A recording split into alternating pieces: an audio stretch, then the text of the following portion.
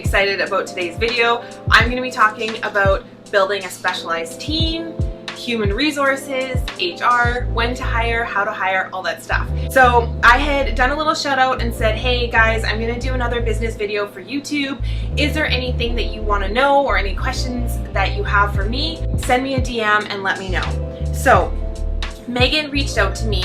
She's from mddesigns.ca and she said, hi Karin, I'd love to know how you started to expand your team and how you approached the hiring process. Did you use direct referrals, hiring agencies, or ads? I'm currently hiring freelance talent to support me on a project-to-project basis, but realizing I need more full-time support. After all of your own growth, I would love to know how you got to this point with your current team. All my best, Megan. Okay, Megan, thank you so much for your question. The quick answer to that is I use everything. If we are looking for a specific role, then we will blast it out on sometimes industry-specific sites. We'll do LinkedIn, we'll do Craigslist, we'll do Indeed. It will go everywhere and anywhere, and of course through all of our social media channels. When you're looking to bring someone great into your organization, I feel like you want to cast as wide of a net as possible because you never know how that person is going to find you. And sometimes they find you in a really odd way, which can actually kind of turn into magic.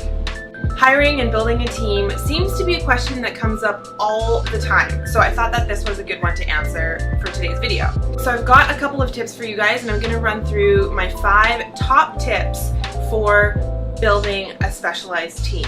Tip number 1 is you really want to evaluate your business in order to determine who you want to bring in to your company at that time. And what I mean by that is whether you're in startup, whether you're in a growth phase, or whether you're trying to sustain, you always want to evaluate where you're at in order to bring the right talent in.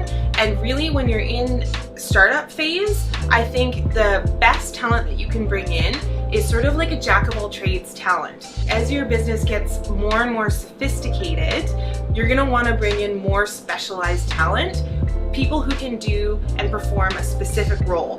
But in the beginning, and especially when you're growing rapidly, you want to bring people into your business that can do a little bit of everything. So in my case, having a designer who could do a little bit of bookkeeping was really effective. Having a designer who could help with client management, who could do sourcing, who could do all aspects of design was super, super important in the beginning.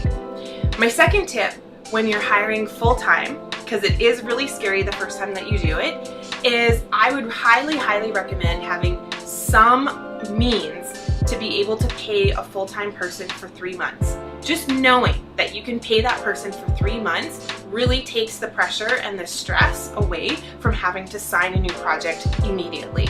So whether that is you've got savings in the bank from your projects, you've got a line of credit, credit cards, a loan, any way that you are funding your business, as long as you know that you've got those 3 months set aside to pay that person, that will completely alleviate you from a ton of other pressure. And you know what? I still practice that today. Sometimes I bring in different roles and different types of people into my business who aren't just designers, and I want to know that I can finance that salary for a certain amount of time as the company grows and as that position grows.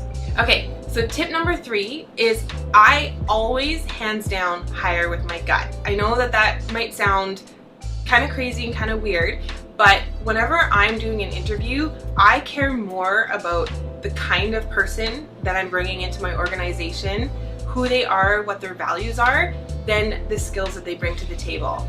And what I mean by that is someone might be a rock star interior designer. They might have an insane amount of experience. They might be able to draft like crazy, do drawings, and have basically an amazing resume of skills.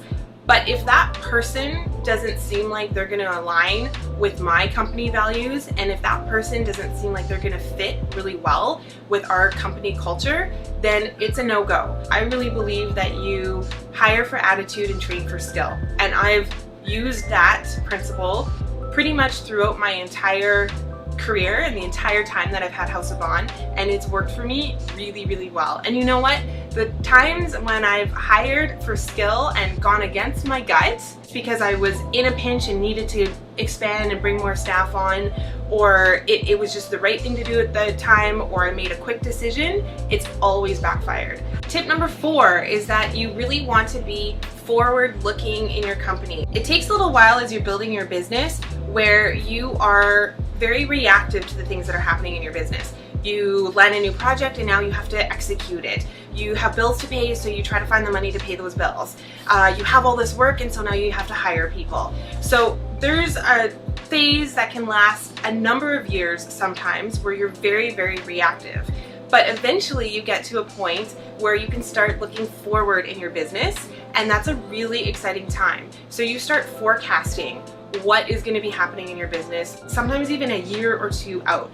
So you end up being very proactive in your business versus reactive. Now you're bringing people into your organization for future growth rather than being super reactive and looking backwards.